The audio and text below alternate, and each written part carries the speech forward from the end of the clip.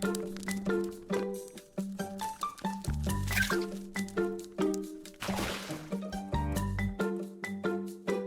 प्यारे बच्चों, कैसे हो तुम सब? होपफुली तुम सभी स्वस्थ और मस्त होंगे और इंतजार कर रहे होंगे हमारी आज की नई कहानी का।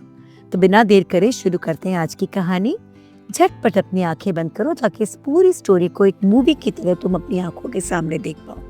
तो शुरू करते हैं आज की कहानी। हमारी आज की कहानी है एक बड़े से पीपल के पेड़ की।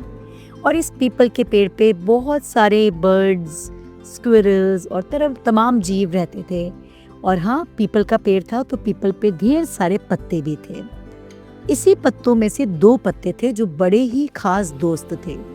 इन दोनों का स्वभाव बहुत ही अलग था, बहुत ही विपरीत था, है ना। एक पत्ता था जो बहुत ही काइंड हार्टेड था, हर किसी के साथ बहुत हम्बल था, है ना। सारे बर्ड्स, सारी बटरफ्लाईज, सारी हनी बीज के साथ हमेशा हंसते मुस्कुराते हुए उनको वेलकम करता था। जबकि दूसरा जो पत्ता था इस पेड़ का, वो बड़ा ही रूड था।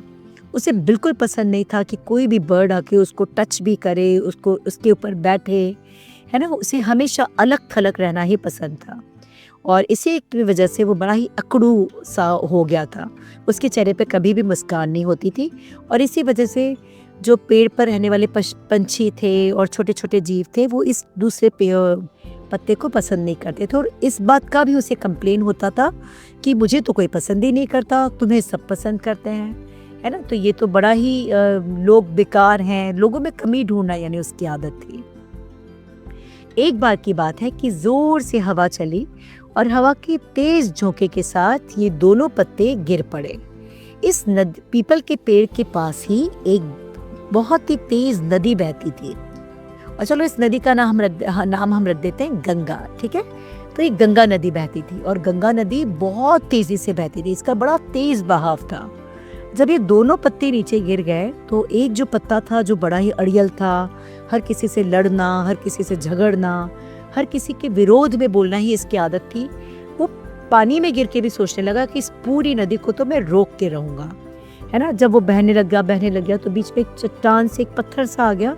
उस पत्थर के सहारे ये पत्ता टिक गया और इसने अपने आप को यानी बहने नहीं दिया कि मैं तो इस पूरे नदी को रोकूंगा। यानी ये जिद थी इस पत्ते की कि मैं इस पूरे नदी के बहाव को बिल्कुल रोक कर रहूंगा।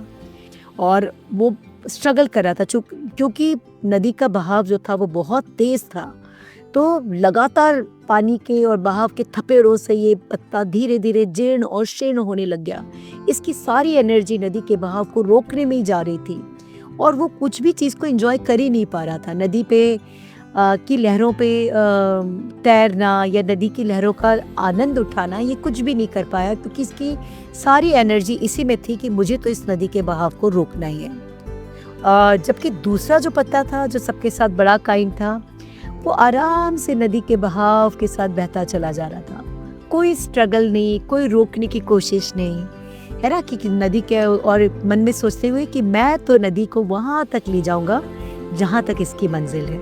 ये दोनों ही पत्ते बहुत छोटे थे, पर इन्हें एक पत्ते को लग रहा था कि मैं पूरी नदी को रोक लूंगा और दूसरे को लग रहा था कि मैं तो पूरी नदी को बहा के ले जा रहा हूँ। दूसरा पत्ता बहुत आराम से नदी की लहरों पे रिलैक्स लेटा हुआ था और बहता जा रहा था। कई लहरें ऊंची थी, कहीं नीची थी और आराम से ऊंची नीची लहरों पे इठलाते हुए, गुनगुनी धूप को एंजॉय करते हुए, है ना, प्यारे फिशेस वगैरह के नज़ारे देखते हुए, आकाश को देखते हुए, एंजॉय करते हुए ये नदी के साथ चलता गया और हर बार कहता था, गुनगुनाता था कि नदी, मैं तुम्हें तुम्हारी मंजिल तक ले जाऊंगा।